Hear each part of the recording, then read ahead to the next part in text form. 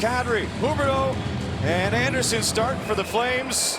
Blues have the puck. Parayko spins back with it behind Jordan Binnington.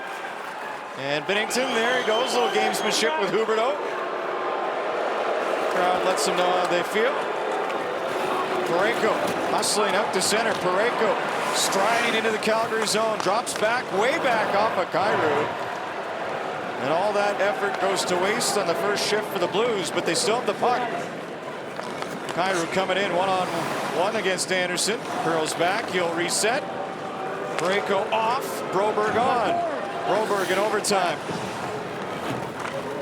Into the slot.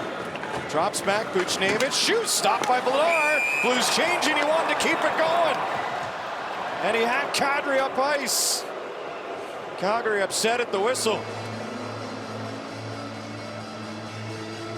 Watch this Parayko burst of speed. Look at those powerful strides. Unbelievable. What a great effort by Huberdeau, though, to catch up to him. Here's that really hard shot from Buchnevich. And I get it, Dan wants to keep playing it. He's really good at that. But there was a St. Louis Blue right in front. So the referee, in my opinion, blew the whistle at the right time. Coronado gets some help off the draw from Weegar. Up the ice in overtime. Backlund holding the line. Weegar down to Coronado! And he nearly finished it. There's a chance for Weegar with the net open. And neither end up on a shot on goal. Coronado nearly finished that wonderful pass at the side. Shen. In for the Blues, into the slot. Buchnevich drops it back. Broberg to Buchnevich. On to Braden Shen, slicing through some coverage. Back towards the line. Shen will go all the way back out. Broberg straight ahead. Makes a move on the Shen. In to the backhand. In front off a stick. Vladar kept it out. Flames have a 2-on-1 if they hurry. Backlund up the ice with Weegar. Backlund in overtime. Shoot, stop, rebound. Coronado off the side of the goal. That close for Calgary. Backlund on to Rasmus Anderson, and he'll just wait for a Flames line change.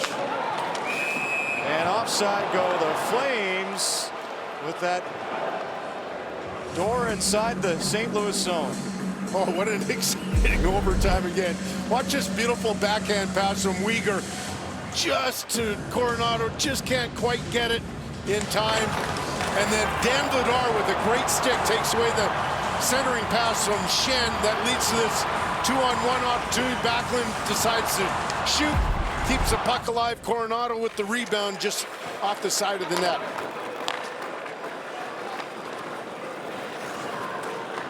Blues. Thomas across the Calgary line to Holloway. Was hoping to get open and nearly was. There, knocked down, right back up. Blues coming in with some speed.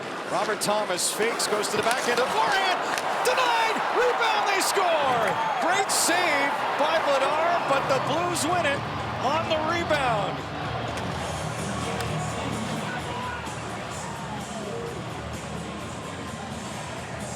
Calgary did everything but finish this one off.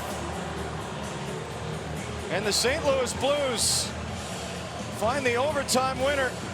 I wonder what the Flames are looking at, though, because they have not left the bench yet. So Ryan Huska is now talking to the officials. Dan Vladar is still in his own zone. So it was a great rush by Thomas. Oh, you know what? They may argue that Parayko pushed the pad in. Yep. Parayko was the one in tight, you're right. Yep, I'm gonna... There's a situation room initiated review. Yep, you can't push the goaltender's pad into the net and create a goal that way. So it's a great save by Vladar off Thomas originally with the left pad, but watch Parayko come in with the long reach and he pokes at the pad right there. And because of that, Dan Vladar can't anchor himself to the ice and the puck is pushed into the net along with the pad. To me, I think they may call this one back. Half of the Blues have left for the St. Louis dressing room. Some are still on the ice. Wouldn't this be something? You look at Vladar, he's almost wincing as that play goes into the back of the net. When you're stretched out like that, John, you can't find any way to sort of anchor yourself to the ice. You're so stretched out that you have no strength on your leg. And so this is going to be an interesting call. It was Ball, the defenseman, as well. It wasn't his stick that made contact with the pad, was it? I don't believe so. Oh, Sharon Govich. I had number 7, not 17. Oh, that's Parayko. Yep. So now up to the Situation Room to decide, is that enough to overturn it? Flames believe so.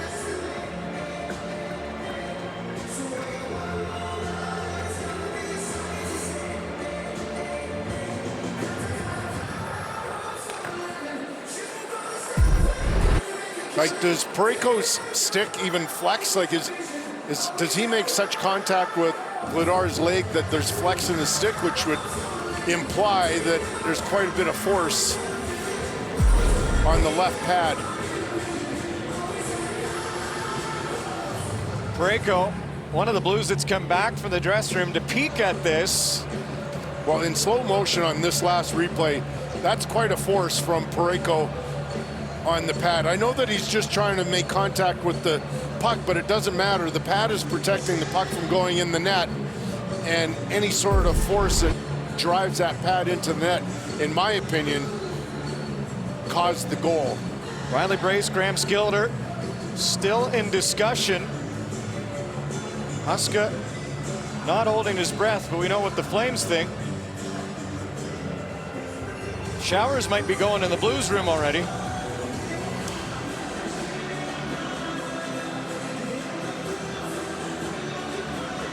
Well, we talked about defensemen having an impact on the outcome of this game.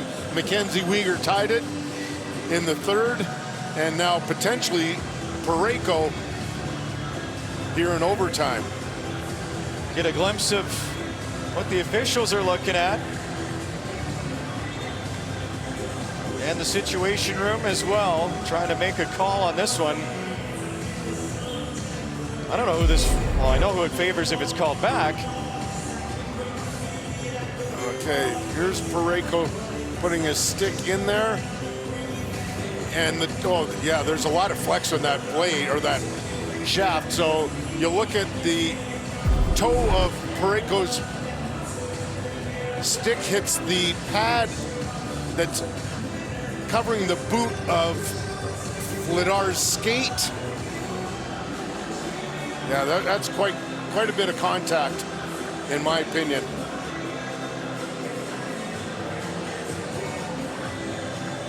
Well, don't roll the credits yet. I agree. We might have more hockey to play in Calgary. Flames. Well, it would surprise me, John, if we don't have more overtime action. Flames hoping that they have another shot at prolonging their home winning streak. Blues, they're just thinking about getting to Edmonton to continue this Western road trip. These two teams will meet again, oddly, in the same week for a pair of games, January 14th and 16th, a two-game home set, baseball style. And will we have more overtime? Let's listen in. After the Situation Room coach's challenge, the call on the ice stands as a good goal. Okay. And Dan Vladar is going right to the officials. He cannot believe it. Well, in this case, I don't blame him.